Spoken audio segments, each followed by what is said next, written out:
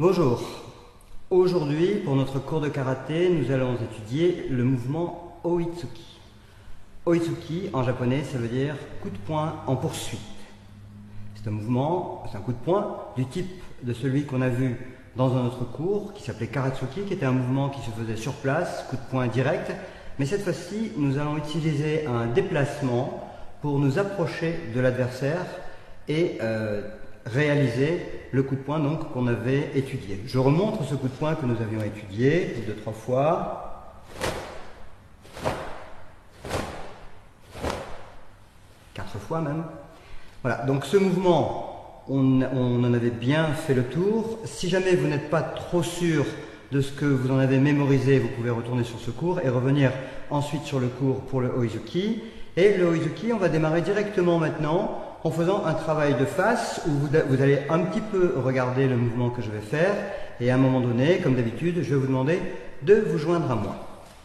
Donc pour l'instant, je prends une position qui ressemble à ce qu'on prenait comme position l'autre jour, mais je suis un peu plus fléchi sur mes jambes de façon à être quasiment à la hauteur à laquelle je veux être à la fin de mon mouvement. J'ai le poing droit devant, je vais avancer mon pied gauche et frapper avec mon poing gauche. Simultanément. Je reviens, je laisse le poing qui est devant et je recommence en faisant le mouvement de l'autre côté.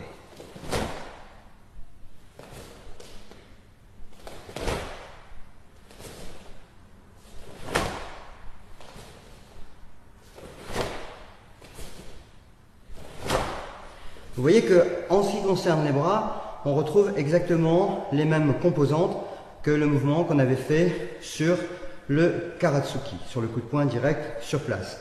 Vous vous rendez compte maintenant que dans le déplacement, il y a un moment où je donne mon coup de poing. Ce moment, c'est le moment où je pose mon pied devant. C'est-à-dire que je cherche une simultanéité parfaite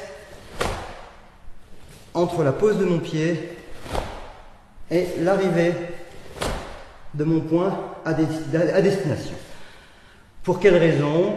Pour une raison très simple, c'est que lorsque j'avance, mon corps prend de la vitesse, il y a une certaine énergie cinétique, et si j'arrive à intégrer le mouvement de mon bras dans cette force du corps, dans ce mouvement du corps, à ce moment-là, la force de mon bras vient s'ajouter à la force de mon corps, et mon mouvement sera beaucoup plus efficace que si par exemple, je posais d'abord mon pied, je redevenais statique, et que je donnais un mouvement ensuite. D'autant que dans ce mouvement, contrairement à celui de l'autre jour, il n'y a pratiquement pas de mouvement de hanche. On va chercher la force dans la translation frontale du mouvement et très peu dans un mouvement de rotation de bassin.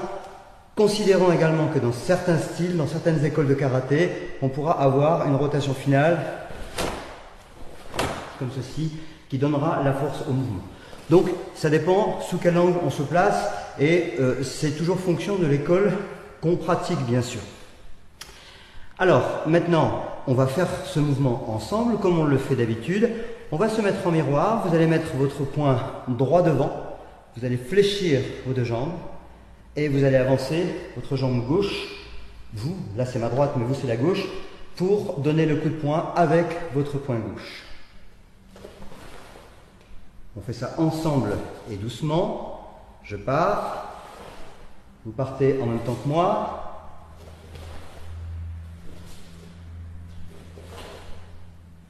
Et maintenant, on va être décalé. Je pars avant vous, vous me laissez faire. Et vous. Vous me laissez faire. À vous.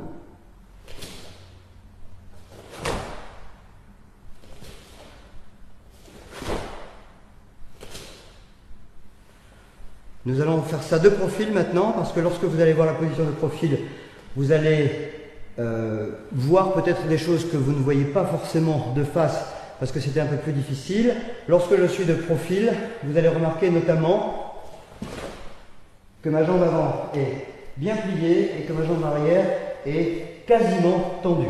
Donc le poids du corps est plutôt sur l'avant, c'est une position en fente avant. En même temps, vous allez bien regarder de nouveau la chronologie des événements du mouvement. Mon corps avance et au dernier moment, mon poing frappe. Donc on peut faire ça en miroir également. vous vous mettez de profil, vous mettez votre poing droit devant, et pendant que je vais frapper avec mon poing droit, vous allez frapper avec votre poing gauche. Vous regardez en face de vous, je vous donne le temps pour le mouvement, et ensuite vous regarderez vers l'écran pour voir dans quelle position je suis et comparer à votre position. Allez-y. Maintenant vous regardez et vous revenez. Vous regardez en face de vous, je fais le mouvement, allons-y. Vous regardez l'écran, vous regardez si votre position correspond à la mienne, et on fait ça encore une fois. On est revenu, on y va. Vérifiez.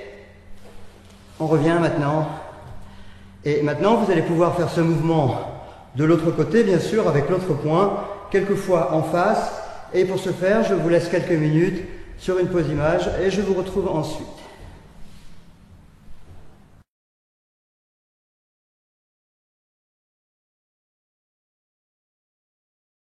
Bien.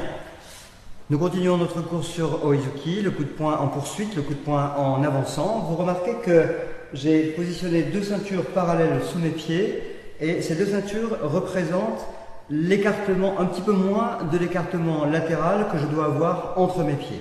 Il est évident que si dans un mouvement je mettais mes deux pieds sur la même ligne, je ne serais pas très stable, et si j'écartais par trop mon pied avant, je ne serais pas très stable non plus.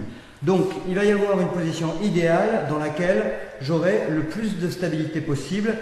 Cette position, c'est à peu près la largeur de mes hanches, puisque j'avance mes hanches. Lorsque je vais avancer, je vais donc avoir un pied devant l'autre, forcément, et le pied arrière va légèrement tourner, mes hanches seront très légèrement tournées, donc il faut entre mes deux pieds, latéralement, la largeur de mes hanches, pour que je sois stable. Sachant en plus que ma jambe arrière est quasiment tendue, si j'avais les deux jambes pliées, ce serait facile d'être comme ça, mais avec la jambe arrière tendue, je vais être obligé d'avoir un peu d'écartement latéral. Alors comme c'est quelque chose qui est assez difficile à faire au départ, on prend un repère qui va nous permettre de le faire correctement.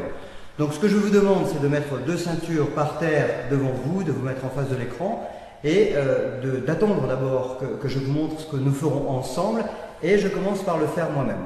Je suis donc dans la position dans laquelle j'étais tout à l'heure, je plie mes jambes, et lorsque je vais avancer mon pied gauche, vous voyez que mes deux pieds sont de chaque côté des deux ceintures, et si j'avance mon pied droit, vous voyez que mes deux pieds sont toujours de chaque côté des deux ceintures.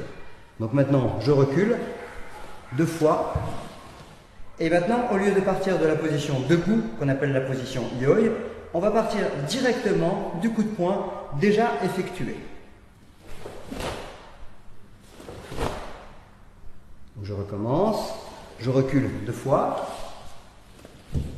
et de nouveau, avec moi, maintenant vous avez le poing gauche et le pied gauche devant, et on fait ça tout doucement et ensemble.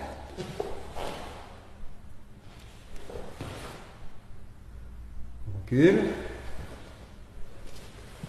Maintenant, on va se décaler un petit peu, puisque vous avez vu que quand on le faisait ensemble et doucement, finalement le pied est posé avant que le poing ne frappe. Maintenant, je vais faire le mouvement, vous allez le faire après moi, et vous allez frapper avec votre poing au moment où votre pied est en train de poser par terre.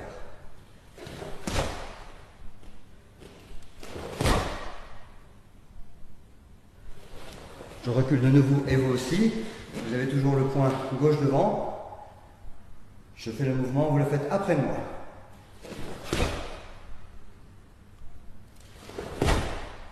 Je vous laisse suffisamment de temps à chaque fois pour voir si vous avez réalisé le même mouvement que moi. Petite chose importante, afin d'éviter de prendre un défaut déjà au départ, il est courant de voir des élèves qui n'ont pas fait trop attention au départ pivoter le pied avant de démarrer le mouvement. Ceci s'appelle un temps d'appel, c'est une façon de téléphoner son mouvement à l'adversaire. Quand il s'agit de faire du sport, c'est pas gênant puisqu'il n'y a pas d'adversaire, encore que dans certains sports il y a des adversaires, mais dans une discipline comme le karaté, vous êtes supposé surprendre votre adversaire.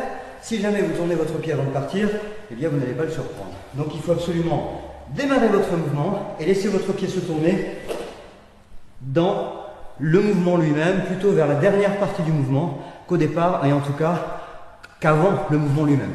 Donc je remontre ça, si vous regardez bien, vous voyez que mon pied ne tourne pas au départ, mais qui tourne à la fin de mon mouvement. On refait encore ceci ensemble de nouveau, d'ailleurs, on va changer. Maintenant, moi je me mets à gauche et vous à droite, ensemble.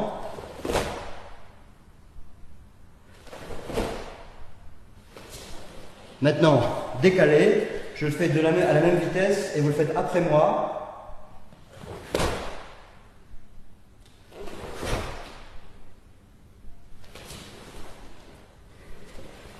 Et pour tenir compte de ce qu'on a fait dans un cours précédent, maintenant on va faire le mouvement au niveau de Jodan, c'est-à-dire au niveau du visage.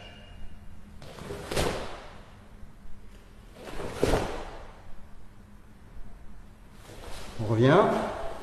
Maintenant au niveau Gedan, c'est-à-dire au niveau du bas-ventre.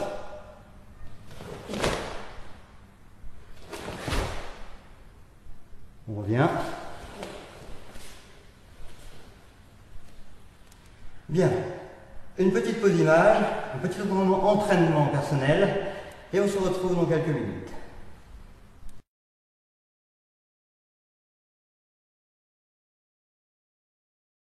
Bien, nous nous retrouvons pour continuer sur notre mouvement Oizuki, notre coup de poing en avançant, coup de poing en poursuite, et nous allons travailler un petit peu maintenant la précision, d'abord sur une cible matérielle, ensuite sur un partenaire.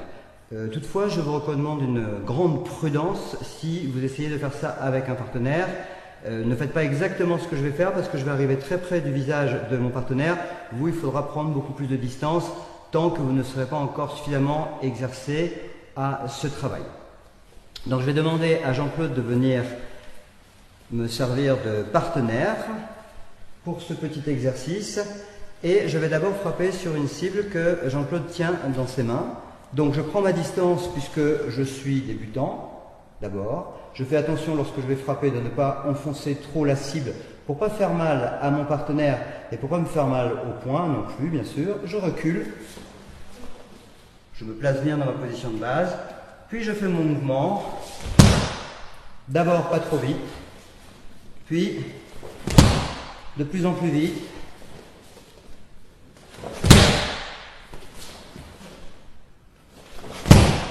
Et là, je comprends bien que si j'arrêtais mon pied et que je ne donnais qu'un coup de poing, je n'aurais que de la force dans le bras, alors que là, je me sers de toute mon énergie cinétique pour avoir de la force dans mon coup de poing.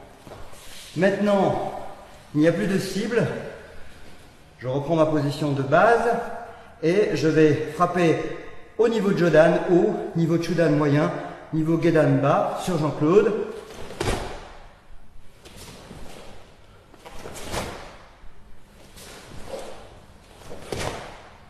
Et bien sûr, malgré la vitesse, je contrôle bien mon mouvement. Maintenant, je me mets dans une configuration un petit peu différente parce que dans la technique de base, on arrête les mouvements dans des positions un petit peu contraignantes et s'il y avait à se mouvoir à ce moment-là, ce serait peut-être compliqué. Dans le combat, ce sera différent. On aura une position plus neutre, donc plus apte à nous laisser partir rapidement. Et en même temps, le bras qui aura frappé reviendra immédiatement pour être protégé après avoir frappé. Donc,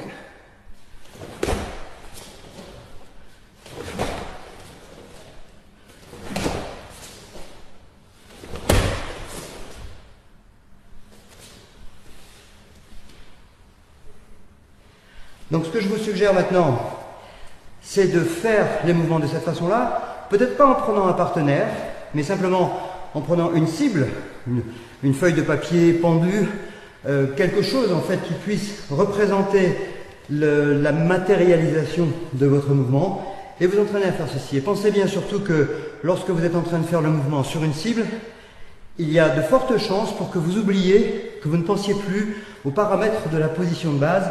Et là, ce serait dommage parce que ce serait prendre des défauts qui seraient ensuite peut-être assez difficiles à perdre.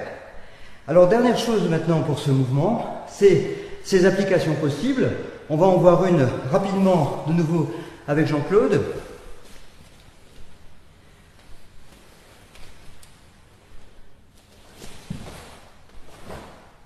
C'est-à-dire qu'il m'attaque dans un mouvement de technique de base. Moi, je vais me défendre dans un mouvement qu'on n'a pas encore vu, mais qu'on verra bientôt. Et je riposte en contrôlant bien mon mouvement.